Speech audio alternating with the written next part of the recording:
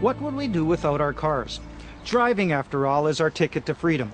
It keeps us in touch with our family, our friends, our community. But as we age, driving may not be as easy as it used to be. I'm happier when there's a left-hand turn light or a lane. If there's not, well, I'm looking for a gap in the traffic, and I'm always wishing that there were one, and these days more and more there's more traffic, and I just can't seem to judge that I can sneak through there. So I don't, and then I get nervous because I'm expected to go before the light changes, and then people build up behind me, and it's a big problem.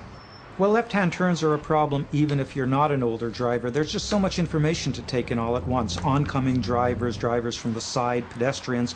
If that kind of driving makes you stressed or anxious, the best thing to do is try to plan a route that avoids as many left-hand turns as you can possibly avoid, or to try to drive at a time when there are fewer cars on the road. I have to admit, I just don't see as much as I used to. Cars coming towards me, when the light comes in, there's quite a long time to recover from that glare. Not like it used to be. I used to not mind driving at night, but there's no question about it. I am not nearly as keen to drive. I'm definitely nervous about it.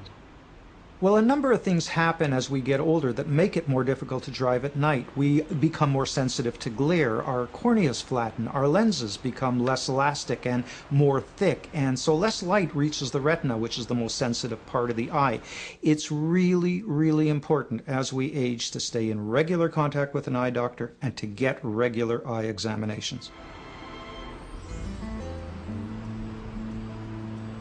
I'm pretty confident that I'm a calm person behind the wheel.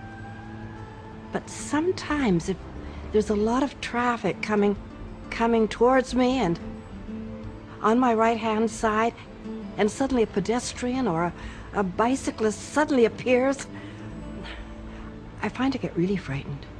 Well, driving is actually a very complex activity that involves making many major decisions. Something that's particularly relevant to mature drivers is that many of the medications we take can affect our ability to make those decisions because they can make us more drowsy or they can affect our attention span. If you're on any medication at all, you should talk to your doctor about whether that medication can affect your ability to drive.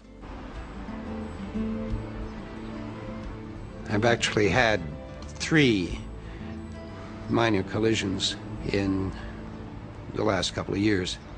One was from just simply misjudging how close I was to the front of a car making a tight right turn in the parking lot. I have to try to see behind me in both directions, and the head just doesn't turn as far as it used to. I must admit there has been the odd small contact, yes. Well, if you're getting into an increasing number of scrapes and fender benders, you really should get checked out by your doctor. It may be that nothing serious is wrong with you. On the other hand, it may be the start of a visual problem affecting your depth perception, and that's only going to get worse with time. Or it may be the start of arthritis that's affecting your ability to turn around and do a proper shoulder check. It really is time to get it checked out. I have to admit it is getting more difficult for me to get around. Driving safely is important to me and my family, so I'm prepared to make some changes. I'll bet you review your financial affairs from time to time, don't you? Well, driving's no different. Review and adjust. Take stock of your concerns and adjust your driving habits accordingly. Remember, you're not alone. Thousands of mature drivers like you take stock every day. For more information, log on to the BCAA Traffic Safety Foundation website.